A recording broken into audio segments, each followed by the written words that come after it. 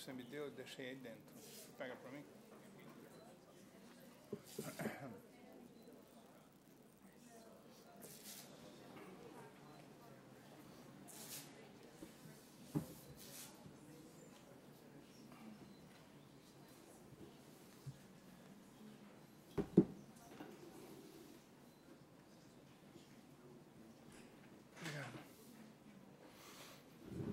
Boa tarde a todas e a todos. Eu tenho a satisfação de trazer hoje para vocês um ilustre convidado, Arthur Kroeber, do Dragonomics, e de estar aqui numa dupla capacidade de diretor do Centro de Estudos Americanos da FAAP e de presidente do Conselho Empresarial Brasil-China. Mas antes de nós entrarmos no assunto da nossa tarde de hoje, eu gostaria de pedir à diretora do Instituto Confúcio para dizer algumas palavras. O Instituto Confúcio, como todos conhecem bem, eu imagino, foi criado pelo governo chinês com o objetivo de ensinar língua, mandarim, cultura, economia chinesa, história da China. E a FAAP, depois de algumas conversas, em que o Conselho Empresarial, inclusive, se interessou muito, ela estabeleceu uma negociação, fez um acordo com os chineses para ter o primeiro Instituto Confúcio para negócios. Então, ele vai estar voltado prioritariamente à comunidade empresarial para preparar executivos brasileiros que desejem ir à China, assim como acolher chineses que queiram vir para o Brasil. Portanto, antes de começar a nossa sessão com o professor Kroeber, eu queria pedir a Lourdes Zilberbeck, que é a diretora do Instituto Confúcio, que diga algumas palavras para introduzir esse instituto.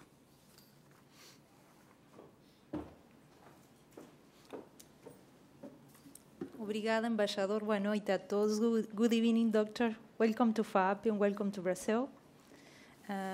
Falarei em português, brevemente, sobre o Instituto Confúcio para Negócios. No ano passado, é muito novo esse Instituto Confúcio, no ano passado, em julho, a FAAP inaugurou o Instituto Confúcio para Negócios. É o primeiro do gênero no Brasil. Existem no Brasil outros institutos Confúcios ligados ao Hanban, que é a sede do Instituto Confúcio na China, mas este é o primeiro desse gênero, ou seja, dedicado ao desenvolvimento de cursos e de seminários para negócios. Obviamente, o Instituto Confúcio tem cursos de mandarim, de língua e cultura chinesa. Nós começamos agora em março, já com os cursos de mandarim. Shanshan, gostaria que Shanshan ficasse de pé, por favor. É a nossa professora, coordenadora dos cursos de mandarim da FAAP. Na semana que vem, nós começamos já os cursos de mandarim extensivos. Temos cursos aos sábados e também durante a semana, 2 vezes por semana. Já dia 5 começa a primeira turma oficialmente do Instituto Confúcio, presidida pela Shanshan. Além disso, o Instituto Confúcio para Negócios desenvolve seminários empresariais e, muito em breve, teremos um curso de pós-graduação em estudos contemporâneos chineses em parceria com a nossa parceira chinesa, que é a University of International Business and Economics, uma dupla titulação, que seria também a primeira do gênero no Brasil. Então, através da parceria com o Conselho Empresarial, com a grande ajuda que nós já estamos recebendo do Conselho Empresarial e da figura do embaixador Sérgio Amaral, nós divulgaremos todos os detalhes desse curso e dessa parceria e contamos com a participação de todos os profissionais que desejem se capacitar e também para fazer negócios com a China. Além dos cursos de pós-graduação, haverão seminários empresariais. Este é um dos seminários em parceria com o Conselho Empresarial e teremos outros. Tudo isto será divulgado através de e-mail e através da página do Instituto Confúcio, que está no site da FAAP. Todos vocês receberam o folder básico do Instituto Confúcio, nós temos o site e nós divulgamos todas as atividades mês a mês através do nosso site. E podem nos visitar também, nós estamos aqui no campus da FAAP, neste mesmo prédio, no prédio 5, no 4º andar. Obrigado, boa noite. Thank you very much, Doctor. And Ambassador, please continue. Obrigado, Lourdes, por sua apresentação. Portanto, estão todos convidados a começar a aprender mandarim já no mês que vem. Tenho certeza que vai ser muito rápido. E now we switch to English. because this is going to be our working language, because this afternoon we don't have translation, and I think, and we don't have translation because normally we don't need it. Whenever we have the 3 or 4 people, and for these 3 or 4 people, I apologize, that really resort to translation. Now, I'm very pleased to have here with us today Dr. Arthur Kroeber, who is a founding partner of Dragonomics. He lived and worked in Asia, has been the Beijing-based managing director of Dragonomics since 2002, and before joining Dragonomics, he was a journalist specialized in economic affairs. I'd like to thank you also the presence of Andrés Suárez and Luciana from the Council, the China-Brazil Business Council, who have been working in this area of providing information and analysis on China in the context of a partnership we have with Dragonomics for some time now. One of our members at the Business Council, who is an expert, who is our consultant on China and has been working in many of our publications, he says that China is the Sphinx of modern times. What does that mean? And I am sure you remember the Sphinx of Thebes, which sat on the midst of the road to Thebes and used to put the people who crossed the road a question, a riddle,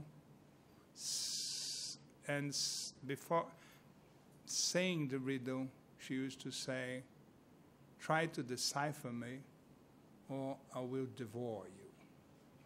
And I think the image of the Sphinx or China as being the modern Sphinx is a reasonable one, because we have a big challenge, and that challenge is understanding China. Understanding the culture, understanding the way they think, and just understanding their economy, and understanding their political system. Because I think that for most countries, if not all, dealing with China is a big challenge. Because China is at the same time a challenge and an opportunity. And to make the best of the opportunities, we have to understand the country, mainly at a moment in which the country is going through so many changes. Change in the economy towards a more domestic-oriented economy, changes in the political system, which will have to open up progressively, and changing in the social arena in order to become a more inclusive society. That's why so many people are interested about China. The academic community, the business community, the press, and among the people who perform this important task, which is to explain China, I think Dragonomics is no doubt one of the most relevant ones. Not only because of the quality of the information, the depth of the analysis, but because perhaps Dragonomics sits on both sides. They understand China and they understand our world. So they are in a privileged position to try to convey one society to other ones. And more recently, I was very impressed by the quite balanced approach by Dragonomics to the big changes in China, to the position of China before the crisis. While most of the world press was very much concerned about the prospect or the possibility of the probability of a Chinese collapse, or at least the derailment of China, I think Dragonomics took a very prudent and more balanced approach, explaining that what was happening was in conformity with the 12th plan. That was to some extent predictable, and that things would tend to normalize. And this is what happened. So we have today, with the presentation by Arthur Kroeber, a presentation on China from a think tank or from a person who understands China, and I'm sure will be able to convey to us an update on China. Please, Arthur Kroeber. Thank you very much, Ambassador. Thank you very much, Ambassador, for that kind introduction.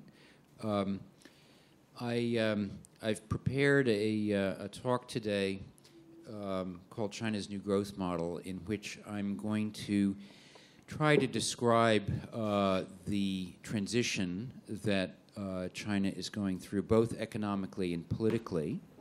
And my intention is that I'll try to talk for about 45 minutes or so, and that should leave us another 15 or 20 minutes after that for any questions that you might have.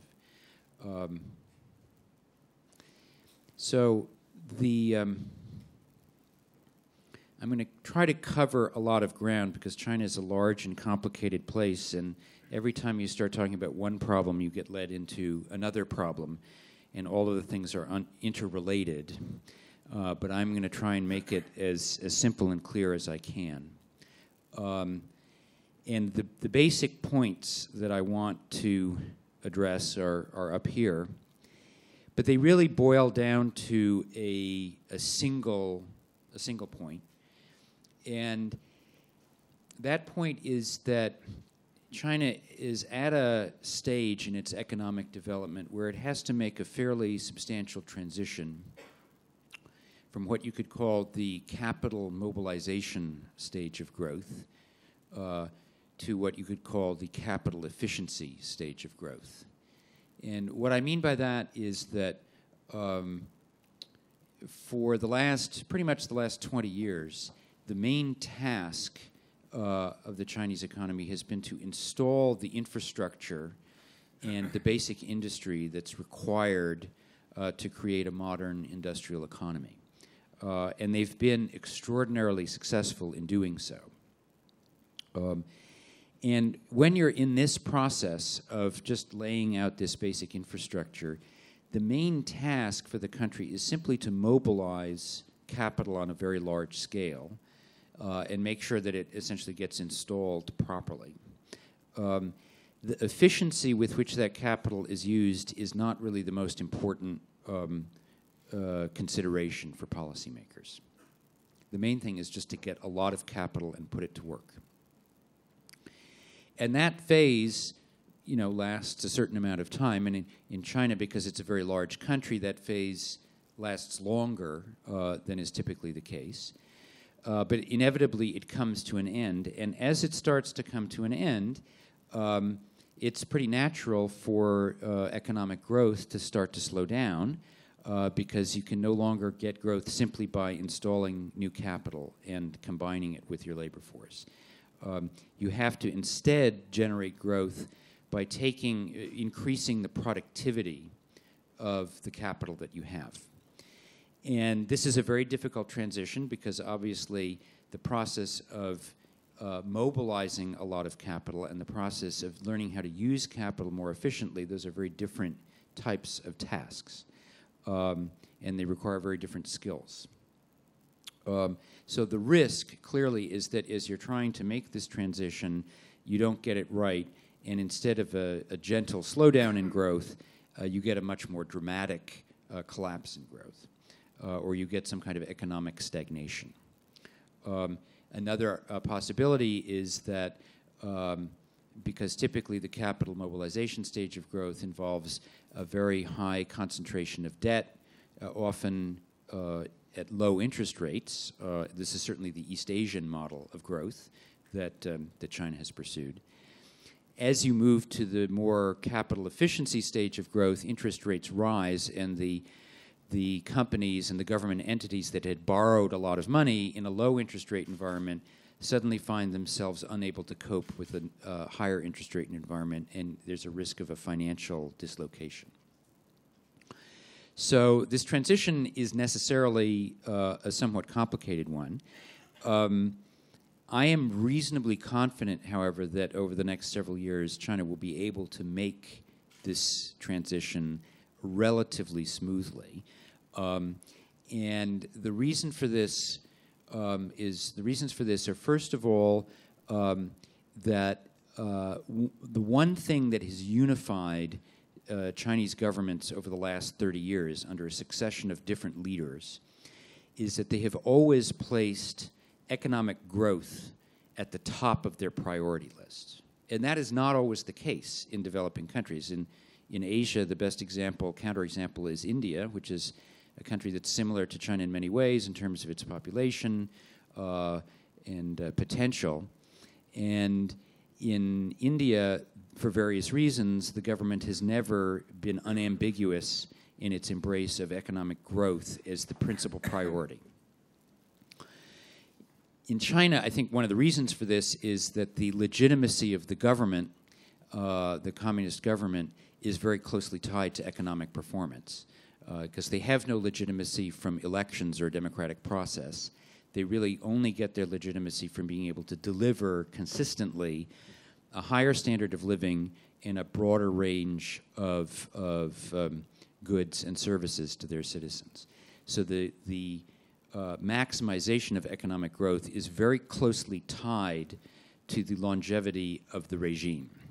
And as long as that is the case, then sooner or later, reluctantly or not, the government tends to do the things that are necessary to sustain high economic growth, even if that requires some rather unpleasant adjustments. So that's one main reason why I'm optimistic.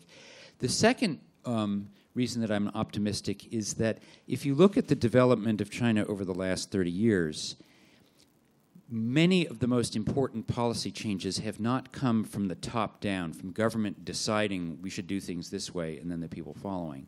It's actually been the opposite. Many of the key policy changes have come from people on the ground changing the way they do things, and then government policy catching up afterwards. China is a very dynamic society. It's a very entrepreneurial society. It's still a very young society in terms of the age structure of the population. And there's a culture of doing business and doing things, getting things done. And when the government gets out of the way or turns its attention somewhere else, people tend to be very active in changing the way things operate. And this has been very visible, as I'll show. In the last 2 or 3 years, there have been some significant changes, particularly in the financial sector, that have been driven not by government policy, but by the activities of private actors. So the combination of a regime that is very, very focused on doing whatever it takes to keep economic growth going, and a very dynamic and entrepreneurial populace that is very quick to take advantage of any opportunity, means that I think that the chances of China continuing through this difficult transition are very good. So when we look at what is the outlook for the Chinese economy over the next 8 to 10 years, we have a pretty high degree of confidence that it can keep growing at probably a rate of about 7% a year, which by any other country's standard would be an outstanding performance. By China's historical standard, this is a bit of a disappointment because for the last decade, they've grown at an average of 11% a year, and over the last 30 years, they've grown at about 10% on average. So 7% growth is a very strong performance, but it's a very, very sharp reduction from the historic rate. Second point is that even this reduced rate of growth, I think, is only achievable if the government, the new government, undertakes very significant structural reforms, mainly to improve the efficiency and the productivity of capital. There will be a lot of opposition to those reforms, and it will be a difficult process.